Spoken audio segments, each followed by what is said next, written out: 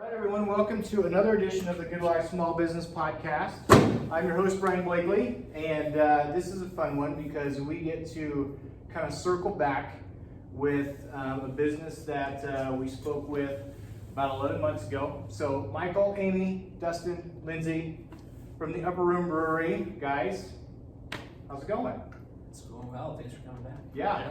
Good to see you again. We talked about this the first time I came, and I told him that I thought that it would be really interesting to have an opportunity to talk to a business that was just starting at the time, but to see what the first year in business was like for them. And so that's really what today is. It's not going to be like any other podcast we've done before because this is just different. And I told him none of the questions are going to be the same, but I think that there's going to be a ton that we're going to be able to get out of this. So thanks again. So, general question, how are things going at the Upper Room?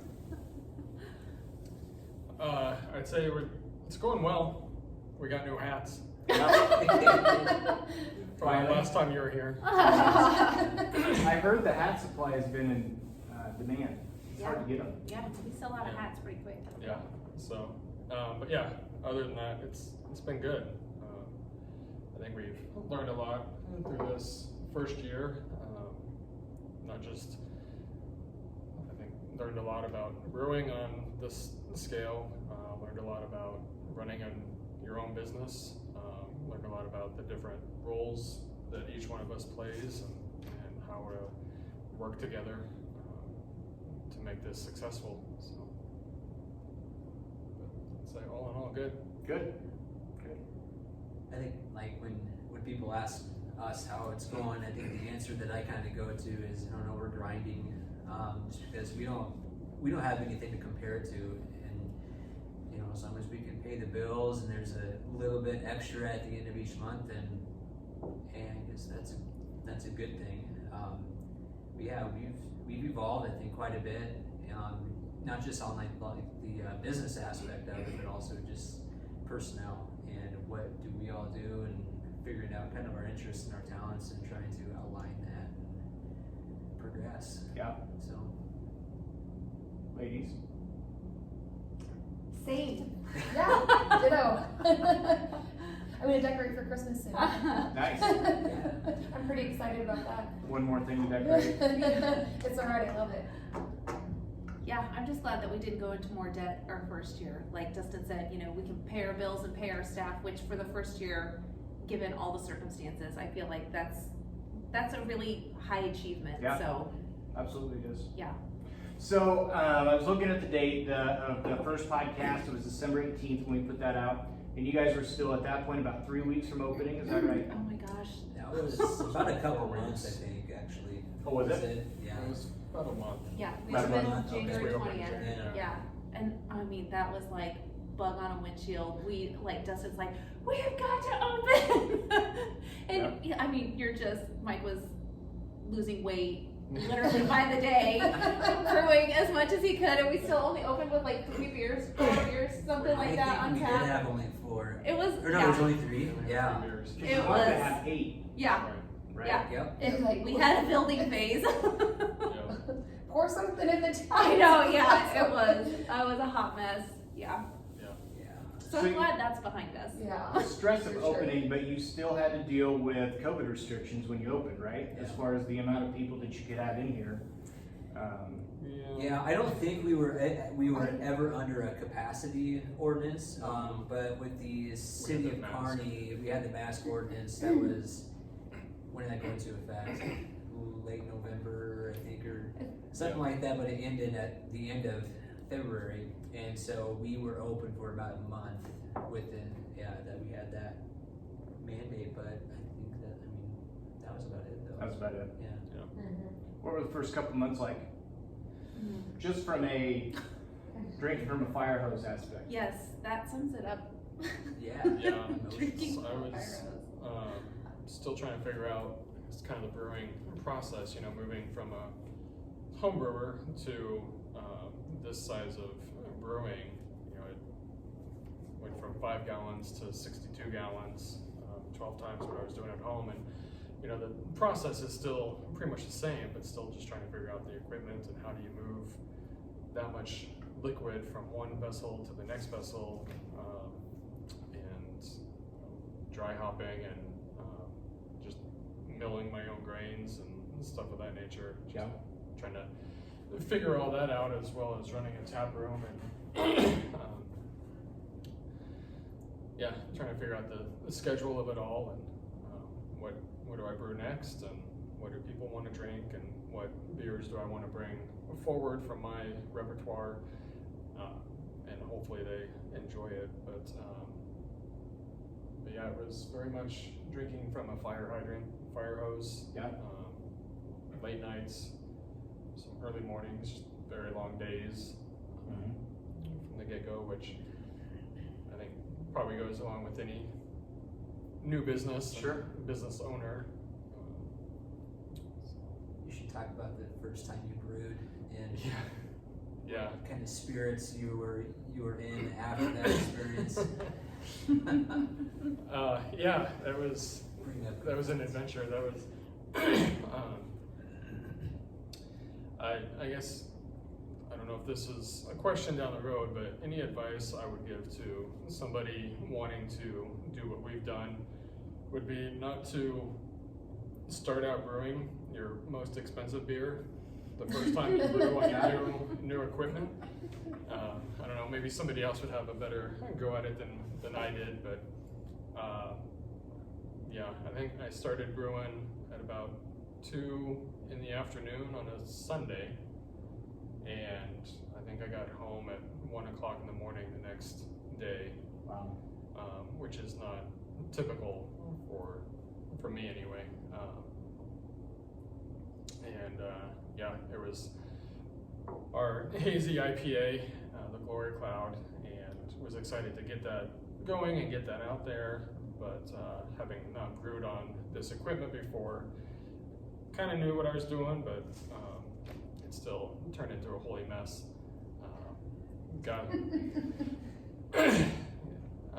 Didn't really have a good way to sparge, which is after you mash, you soak the grains, you run water on top of the grains to rinse and get as much sugar out as possible. And so I didn't have a good way at the time to do that, so I wasn't sparging, but I had all my grains in a basket and my water volume to the max, and apparently it was just I do a recirculating mash, so I'm pulling liquid from the bottom and putting it back on top to try and boost my efficiency that way. And apparently things were running through the grains pretty slowly, so I was getting more liquid on top of the mash than was going through, and so it was starting to spill over the basket, not onto the floor because it's still within the kettle, but it was doing that, and then got all that finished, got the boil going, and started boiling over, like you do with pasta or something. Yeah. But this is hot, sugary water coming over, and so kind of freaking out about that, and then He was here by himself too, I think. During Yeah. that whole Oh, time. yeah. So he had no one else to help. my brother and his wife did stop in just to see how things were going, and at that point I was like, well, I gotta figure out how to empty this grain basket, because if I can't empty the grain basket, then I can't brew the next day, because there's still spent grains in there. And so they stopped by and helped me contrive something. I can't remember what at this point, but we got it emptied, but I was still kind of went home after all of that, like I said, at 1 or 2 in the morning, and didn't really sleep well because I was still trying to figure out how am I going to do all of this and do it more efficiently and stuff. As a home brewer, I would just take the spent grains from my homebrew stuff and throw it in the garden and call it good. Yeah. But, like, there's no garden here. It's a big garden. That would be a lot of grains to throw into a garden. So, but I pulled through. told Dustin the next day, like, I need a break. Yeah. That one batch almost did me in. And so the next couple batches after that, I did just half batches. I'm like, I'm just gonna slow it down, just get a handle on my process here and the equipment. And so the next couple batches, I did just 31 gallons. Those went a lot smoother, and then eventually got back into doing the full Sure. process. So still, even at this point, 11 months into it, I just brewed our 50th batch last week. It's hard to believe it's been that many beers already, but Yeah. but even now, I'm still tweaking things and figuring stuff out on how to improve the process, improve efficiencies and stuff of that nature. So it's really a never-ending process. As just hoping that at the end of the process, still hoping that the beer is drinkable and Sure. and not just drinkable, but good, Yeah. Enjoy it. excellent. So Good. yeah. What from the financial side? What were the first couple months like? Emotional, I would say. You know, like we would have, and again, we have no other data to go off of, and so kind of it is what it is, and keep track of the revenue in the month, keep track of the expenses, and okay, things are looking good, and like you try, I don't know, you try to find trends if you can, Yeah. and but it was just really hard though because it was new and exciting in the first month. I would say it's just like, man, if this is how it is like forever, we're gonna be sitting pretty good. Yeah, the community of Kearney Yeah. really embraced us and like showed up and supported us the first couple months. So Yeah. I mean, it's there's probably no higher highs in terms of a professional and a business owner to have just a great day, but there's no lower lows though when you don't, and Yeah. it's hard to not get so consumed in the numbers on like a daily basis. And I try to tell myself that a lot. They help with that too. Yeah. Try to Yeah. counsel me too. But yeah, I don't know. It was emotional. It was a lot of fun though. It is now, but like, yeah, it was fun. It's different in the beginning. Yeah. How much? One of the questions that I had was, you guys had a lot of promotion on social media when you were getting ready. How much did that help you when you did finally open, where the community is coming in? But how much do you think that gave you the runway you needed to be successful those first couple months? Yeah, I think it was pivotal because we have a tap room that's not huge, so we don't need a couple hundred people a day to come through. I mean, you get 25, 30 people in here, it's packed, and Yeah. it's a good vibe. And I think that social media allowed us to hit that number. I think I wouldn't say easily, but it was an achievable goal though. Sure. That it just really helped get the word out, and when it's packed in here, it's a great environment, and I think people feed off of that, and then they come back, and I don't know, I think it was I think efficient. well, and two, we didn't have a large marketing budget. Sure. We still don't.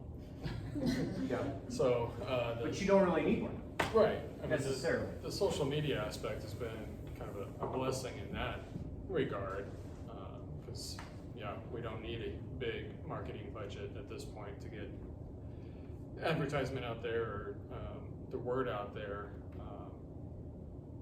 And so I'd say in the beginning that was a huge help in getting us up and going. Yeah. The first night that we opened, I don't think we had any idea what we were doing, but it was packed in here. Yeah. Was it the four of you behind the bar first night? It was the two of us, and then I think you came later that night, didn't you? Yeah, I did too after Yeah. work. Yeah. we were on Other dish work. detail because we were like, don't make me use the arrived app and trying to figure that out the first night. Yeah. I can clean dishes. I can clean And bathrooms. we only had 3 beers on at the time too, so which sounds like you could maybe be able to manage things a little better, but it was still It was chaos. It was just chaotic. I remember it was you and I, Yeah. and we opened up at 4, and there were people here at quarter till, and you know, you're not going to turn them away or say, "Oh, you got 15 minutes, you need to wait." You would. We let it. Well, no, I wouldn't. No. That 15 minutes was your soft open. Yeah, exactly. That was our sound. Floodgates. Luckily, it was a buddy of mine from high school that lives in California, and he was actually back for this opening, but he was back in town, but came here. Okay. And he actually saw how busy Michael and I were, and he has bartending experience, and Oh, nice. he was like, "Dude, you want me to help?" And I said, "Yes, please." So he jumped back and did some dishes and whatever, and wiped tables, and but yeah, that was When you that was guys, intense. I mean, what was that capacity at 408 yeah, yep, it was, or something? Yep. So that was a high. It was Yeah. yeah. Yeah, and I think that it's important for someone that's going to be starting a business, if they're going to have a brick and mortar, like, let your customers go through the journey with you. And I think that's what you guys really did, is when you were building this thing out, when something would change, when you would add a new piece, when you got everything in the back room, like, you let people know about that. And so I think the people were excited to come in here because they got to walk through that journey with you before you even opened the door. And so I think that's one of the values that social media can bring is, and I think that's a good lesson. Like, don't wait until you're open. Take advantage of it and let people go through that journey with you. The highs and the lows, because Yeah. I don't know how many times we said, "Oh, we're planning on opening in October." Oh, no, not yet. Maybe November. No, not yet. Maybe December. Okay. Kidding. We've We're had to pulling drive the to trigger in Colorado to January. get that. Yeah. Yeah. And so, yeah, I mean, they, I guess, had the opportunity to share in those disappointments as much as we did. Yeah. Yeah. And have that support. Yeah. I'm really curious on how the 4 of your relationship, or the 2 couples, however, but over the last 11 months, how has that developed, changed, been stressed, been strengthened? Just kind of talk about that part of it. Ladies, you go first. I mean, I feel like you have more of an understanding of who each other are, so you kind of already can, I mean, I don't want to say assume, but know kind of what their answers might be on certain questions or preferences on different things. Kind of more like, I mean, family, really. Like, you know, so it's like if you go a week and, you know, haven't touched base, well, you know that if the other couple's not doing well, they would have said something Sure. or reached out in some way or in passing. I don't know, I think we were all at 11 months ago just all so high stress that, or just anxious, ready for things to get going, and yeah, the stress of getting our equipment in and making sure we have all the finances in line, and oh, this pops up, oh wait, that's another $10,000, you know, it just was all a little overwhelming. And I think now, yes, it still has its challenges, of course, and new things come up all the time, but I guess we can like manage through it a little better, and we know each other better. Sure. And I don't know, what do you say? Yeah, I mean, kind of like, I can't remember who said it, but you kind of know what each other's strengths are. So like, I'm so grateful that Lindsey likes to decorate the place and do all of that, because my house looks like people live there and we don't really decorate a whole lot. So it's good for her to, you know, she's like, oh, I've got this, I got a bunch of stuff and I went in and decorated. I'm like, great, that is wonderful. And then same thing when Dustin's role was kind of changing at UNK, he's like, well, I think I'm gonna have to step back a little bit. And I was like, okay, so that's fine. Like, I can step up and do the schedule. So it's good because, like, again, you kind of know, like, someone's always got something covered. If someone can't do it, then one of us will step up and do it. And I think it's been good, you know, because we had this dream of like, oh, wouldn't it be fun for you to brew beer for a living? And that's not at all like the end of that of that story. There's a whole lot more that goes into it. So it's nice to have another couple who understands the journey that is going on and the process that's going on, I think it's probably helped us not to have as many fights as we probably could have. And it's, you just have like another, yeah, like Lindsey said, like family, just to kind of help share the burden of like, oh my gosh, this is not going well, this is not working like I thought, but you're not in this alone. There's some more support. Yeah. And Guys? we have great employees too, like, Yeah. all of them have, Fantastic. yeah. Yeah. So, I mean, a lot relies on our trust in them, and, you know, that's how we kind of, I don't know, stay afloat, I guess, is that we can trust them and don't really have to worry too much Yeah, because when they're the ones manning it for the whole day or weekend or whatever. Yeah. So, which is very important with, you know, everything else that we have going on that doesn't involve the brewery, so. Right. That's a Yeah, good point too. they've been wonderful, so Yeah. can't say enough about. I think if there's any kind of anxiety or like stress, it comes when the tap room is closed. Yeah, like it's kind of the Probably for you. behind the not it. scenes. Well, but like but if we're open though, that's not when Michael's brewing. That's not when, you know, we're talking about marketing or numbers or events or planning or anything. Like we're just open and we pour beer, and that's, I don't know. That's for sure why we're here. Yeah, and a large part of that is because of the staff that we have. Yeah, I think over the 11 months, I think just going back to the roles, I think solidifying kind of those roles. Obviously, I'm brewing and kind of doing the day-to-day stuff here at the tap room and brewery, trying to keep the beer fermenting and flowing, and still rely heavily on Dustin for his financial expertise and doing the books and the spreadsheets. You know, he starts talking about COGS and point of sale stuff or whatever, and I just kind of get those like glassy eye feeling. I'm gonna go in the back. You know, he could talk about that stuff all day, and that's just not my wheelhouse. And you know, I could talk about brewing all day, and that, you know, he would drink it. Yeah. Different listening to somebody talk about yeast, and Yeah. the activity of yeast, and the changes in the mash, the temperature, how that affects the beer and stuff. And, Yeah. you know, still need to get him into the brew house one of these days, but Well, that's. If I give a tour, I make sure that Michael's not in the because maybe half of it's right. Doesn't matter if he's not there. But I think these 11 months, being able to lean into each other, even more so as far as those roles are concerned. And you know, I know Dustin's got basically the finances in order. You know, if I have a question on something, he can spit me a number Yeah.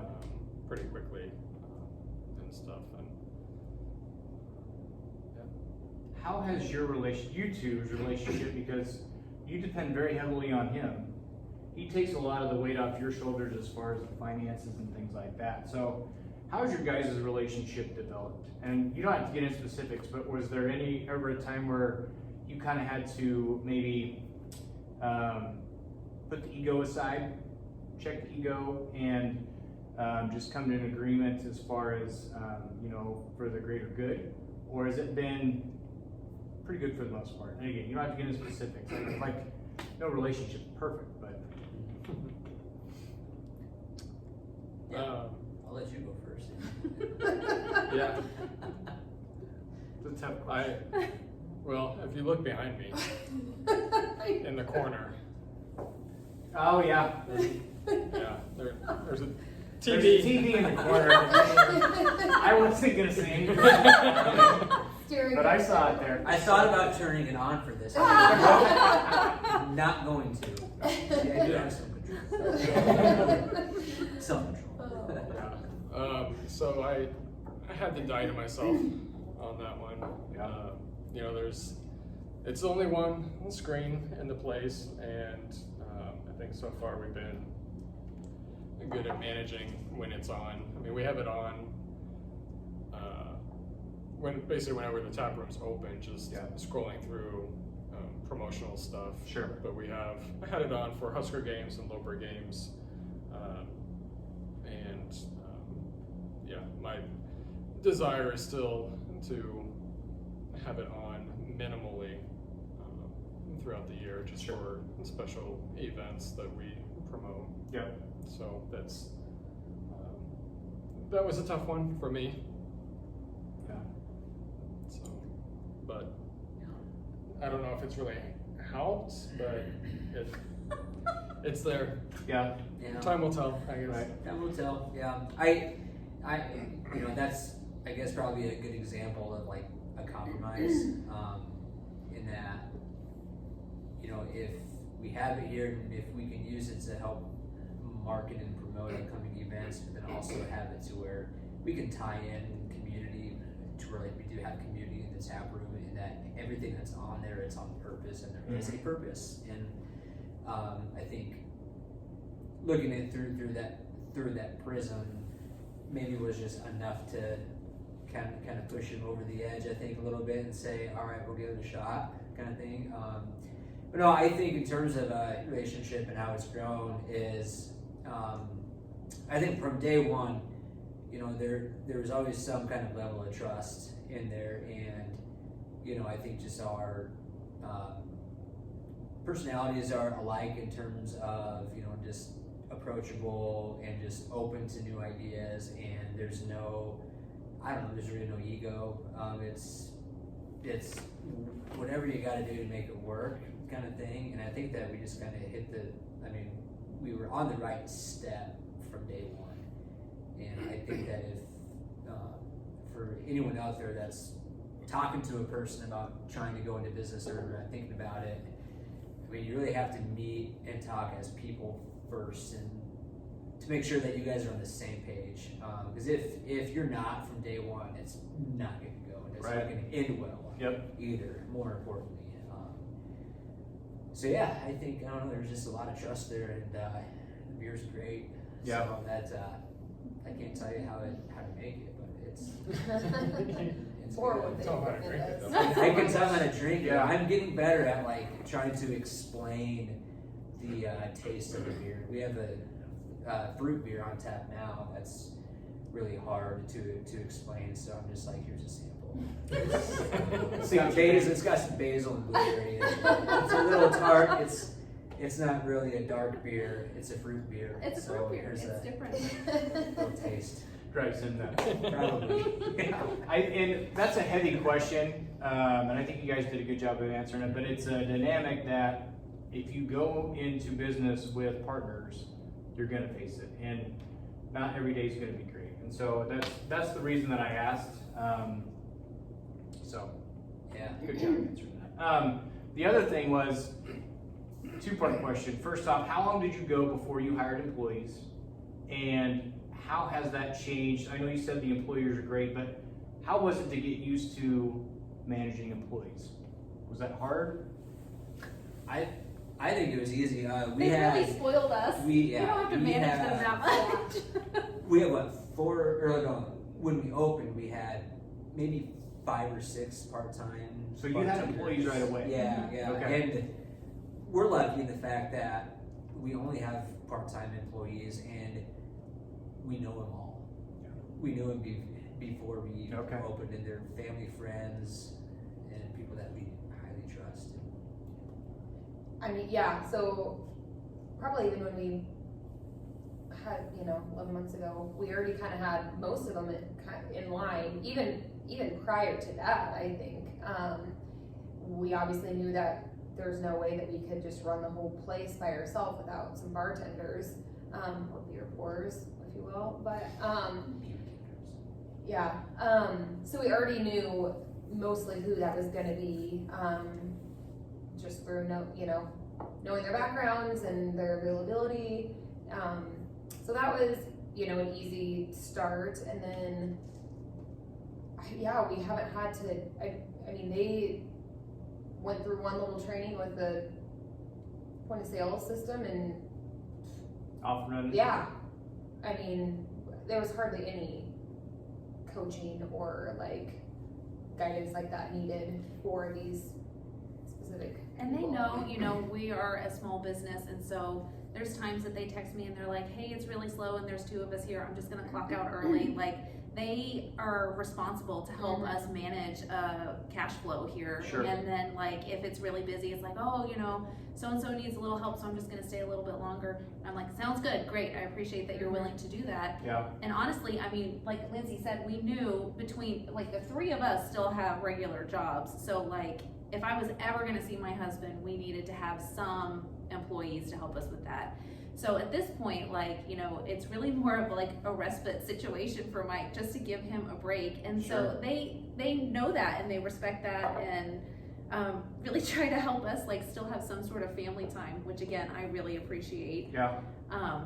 So yeah, it's a super great crew, and I don't think we could ask for better. Right. Well, that's a perfect segue, because one of the questions I've got on here is, how has the work-life balance been? Was that something that you had to get used to? Was Yes. it something that you, I mean, you had the first night was a sleepless night Yeah. for you, Yeah. which I think it is for a lot of small business owners, but juggling the work-life balance, even with employees, talk about that a little bit. Were you ready for that? No. So I would say the first 3 or 4 months, it seemed like I was brewing. Like, I didn't really, I guess at that time, have a good routine as far as the brewing was concerned. So I was, anytime a tank was empty, I was throwing something else in there, whether it was a Tuesday or a Thursday, and Wednesday, you know, whenever. And on days that I was scheduled to bartend, so there were that first 3 or 4 months, I was oftentimes putting in 14 hours here at the tap room, or in the building anyway, brewing in the morning and then hustling to clean stuff up afterwards and open up, and then bartending in the evening. And I was not ready for that, but yeah, survived. Yeah. So, and then eventually worked out a better scheme for brewing, to where I wasn't brewing on a day that I was bartending. Sure. But yeah, you know, like, you know, there's some aspects of things, like I help with the schedule and special events and stuff like that, and so, you know, you're like, oh, if I bartend, then we don't have to pay staff to do it, and so you're wanting to help out with that as much as possible, but like, I'm still mom, and I still want to see my kids and stuff Sure. like that, so it has been difficult, I feel like, to manage a lot of that, you know, trying to leave work on time so I can get home to be with the kids, because he's already had to open the tap room, yada yada. So it's been a big balance. Some months we've done it better than others, so and you know, that's how you just learn, and you're like, okay, that is not a responsible choice, we can't do that again, so Sure. next month needs to be different. Yeah, I think that was also kind of a big shocker, was just the switch in the schedules, to where before, you know, we were both working and would come home and have the evenings together, and now I'm usually, like we said, bartending in the evening, and she's home with the kids, and we just kind of value our free time together a lot more, but it's a lot more scarce than it was Yeah. 11 months ago. Yeah.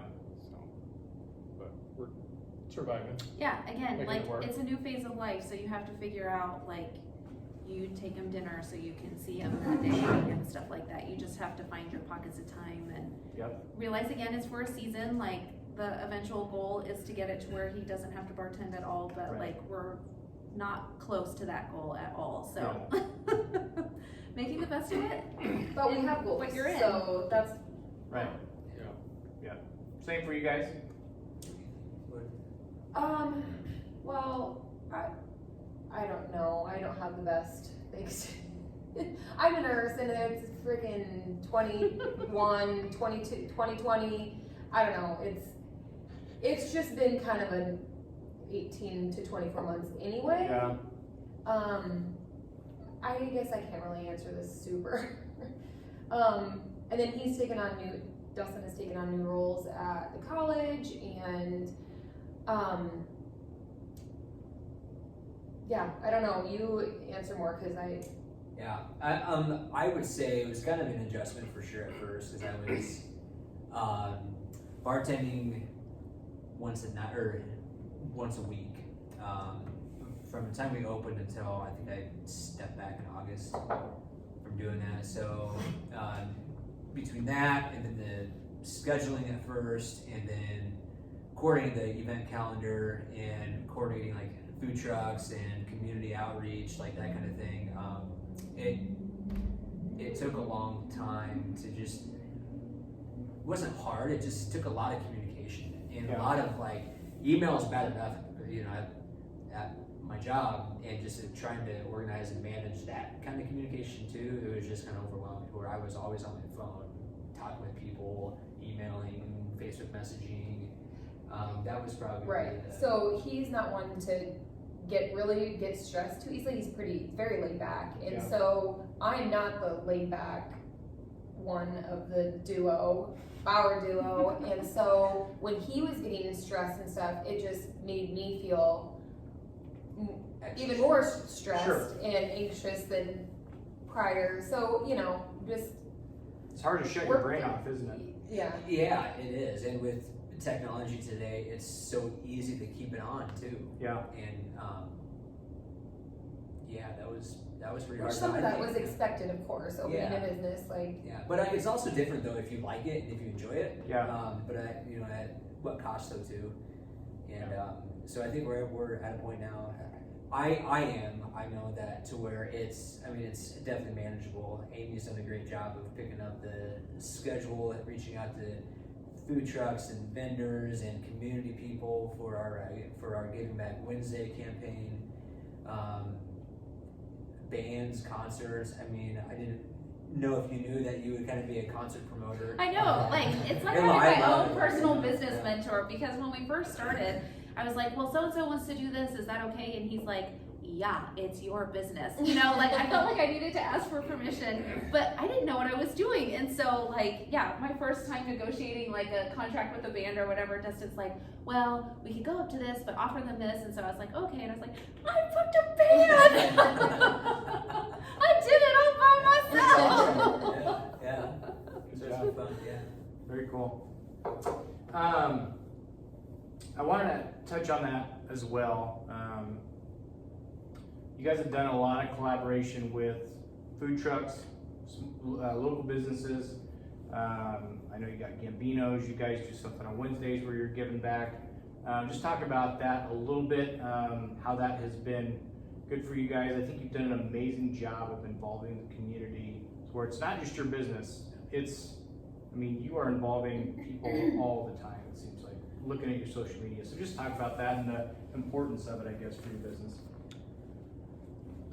Yeah, I think that was part of the vision from the get-go, was being not necessarily a beacon in the community, but a very prominent contributor to the community. Sure. One of my prayers for this place was to be a blessing not only to us, but to the community. And so that's something I pray for every night when we say our prayers. And so I think from the get-go, that has been important to us.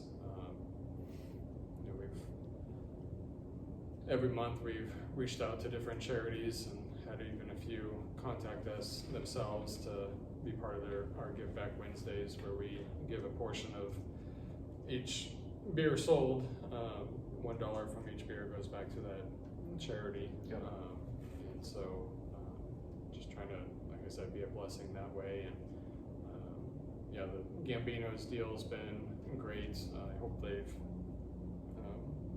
seen it as a value to them. I know we've had numerous people throughout the weeks come in, and either they've already ordered and come in and wait for it, or they ordered from here and whatnot. But our regulars know that that's an option, and there's some regulars now that that's what they come in and do on a Thursday night, is have a beer and order Gambinos. Yeah. Play a board game, or whatever the case may be. But, Well, and I feel like that's the thrust of naming it the Upper Room too. You know, that's a place in the Bible of community and fellowship. And again, like that was part of our vision from the beginning. Yeah. We have a slightly different business model in mind, being Christians and realizing like you can work as hard as you want to, but it's still only as successful as the Lord will will it to be. Sure. So we want to honor that and respect that, and you know, be a part of the community and make a place where people can come and find out a little bit about God, a little bit about Jesus that isn't a church and maybe is a little less intimidating because we do the theology on tabs and stuff like that. Yeah. But again, just even explaining the thrust behind the name or why we're doing a Give Back Wednesday, I feel like it, you know, that kind of stuff just holds a special place for us because we do get to have some different conversations with people that you wouldn't normally get Sure. to if we were named, you know, the Drooly Dog or whatever. Yeah. So Yeah. Well, and I think that, you know, as a small business owner, no matter what business you open, at some point you realize that this is a platform that you get to have. And, you know, where you are serving beer, you get to meet people where they are some nights and get an opportunity to, you know, talk to them. And this is your platform. So I commend you guys. I think you've done an amazing job involving the community. And so I just wanted to touch on that. Yeah, I get asked every once in a while if I miss being a chaplain with hospice, Yeah. and you know, of course I miss the people that I worked with, and in that aspect. But I tell them, like, I don't think much has really changed. Yeah. I still get to visit with people behind the bar and listen to what's going on in their lives and Yeah. the ups and downs, and hopefully provide some encouragement to them. Yeah. As well, so It's awesome. Yeah. So, a couple more questions. One more question. If you could go back 11 months to right after we did the interview, I walk out of here and you four walk in here before the upper room had opened, any advice that you would give to the group?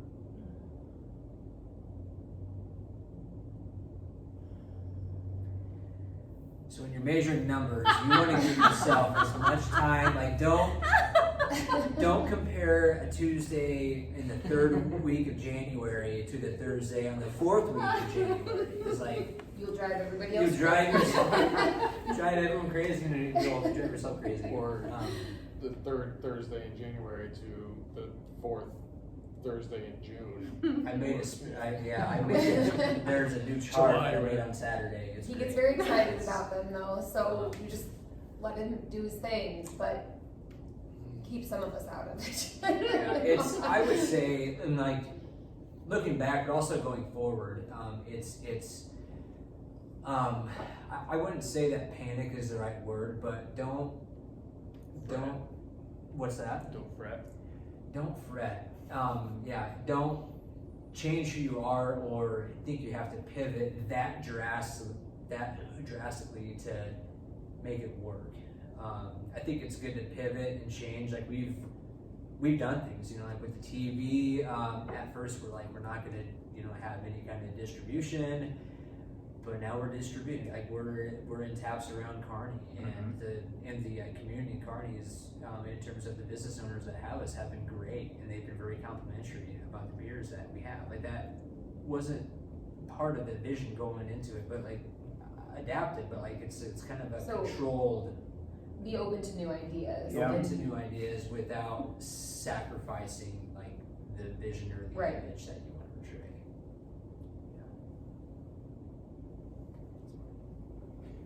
The theme that came up over and over when I listened to the old podcast today, and the patience came up over and over and over, just because of what you guys had gone through throughout the year.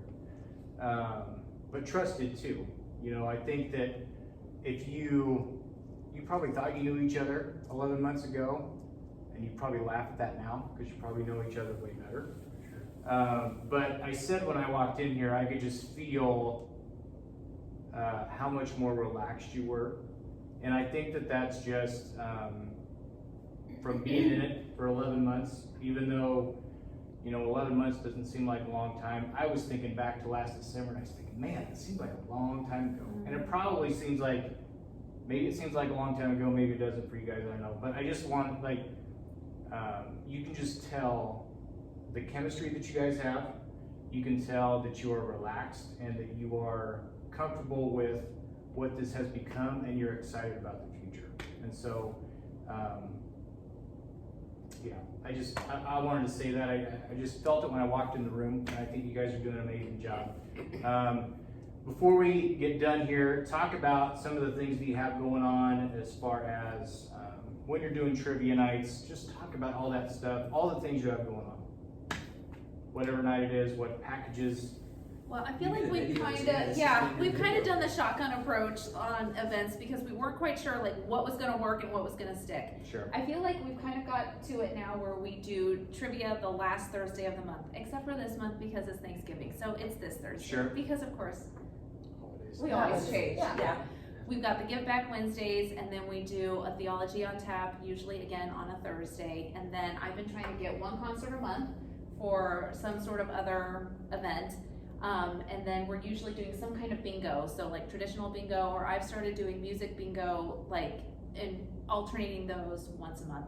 So again, like just trying to find a balance of like, we want this to be a place where people can like just come and hang out and talk. So it's not like event all the time. Sure. Because if you want to just come hang out with your spouse and talk to them, it would be a great place for that. Right. But people like to go out and have fun, so we want to provide some of that too. So yes, we kind of have a set package that we do each month, but the days and stuff usually end up varying a little bit. So Got it. food trucks are just, we're at the mercy of whatever they will give us Sure. because not all of them go through the winter and all of that stuff. So it's like, well, if we have a food truck, we have a food truck. Right. Well, and we have lots of like special events too. Like we've had the place Yeah. rented out for baby showers on like a Sunday, or like bridal showers, which have everybody's been very happy with the people that have done that. Rustic patch. Rustic Patch, yeah, we've got a paint night. We actually have one coming up next Monday. We're not open on Monday, so it's not like we have to close down or anything. So all that's just, you know, extra. And I think our classes, I mean, I don't know, going to be full or half full. And yeah, just different fun things like that too that come up and don't necessarily maybe have to like close down or like ask other people to leave because they're can kind of fall on days that we wouldn't be open anyway. And Sure. so we can kind of control that too. You know, if it's not going to work for, you know, somebody to work it, then we just, you know, apologize and, you know, find something that does work or, Yeah. yeah, I don't know. I think that's the beauty of that too. Or, yeah, sure, we'd love to, you know, figure it out and get somebody here to bartend your event. So the opportunity's there for them to rent the facility. Right. Yeah. Mm-hmm. And talking about like adapting without changing the business that was a topic of conversation. We try to meet once a month or so, which always doesn't happen, and a lot of times it's just through text, like on a daily Sure. basis or something. But yeah, I mean, we want to have this place available for rent because it's a great space for a baby shower, bridal shower, whatever. But at the same time, we don't want to. I have been amazed about the people that come here from all over the country. Like we've had people from California, from Iowa, Pennsylvania, and like it's crazy. And if they come here, we don't want to turn them away because of a private event, but we also want to have the private event.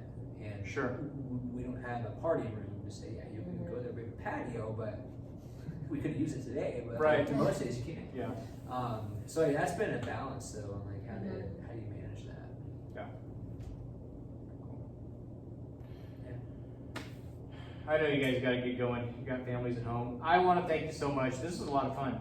I'm glad that we decided to do this last year. I wish you guys nothing but the best. I think I said that last year when you guys opened, but it's been really cool to see what this has turned into. It's really cool to see you guys sitting at the table again. And I think that this is just more of the things to come. So if you want to do it next year, let me know. We'll see what new challenges you have overcome then. But to the four of you, thank you very much. Thank Thank you. you. Yeah, we Thank you. appreciate Appreciate you. it.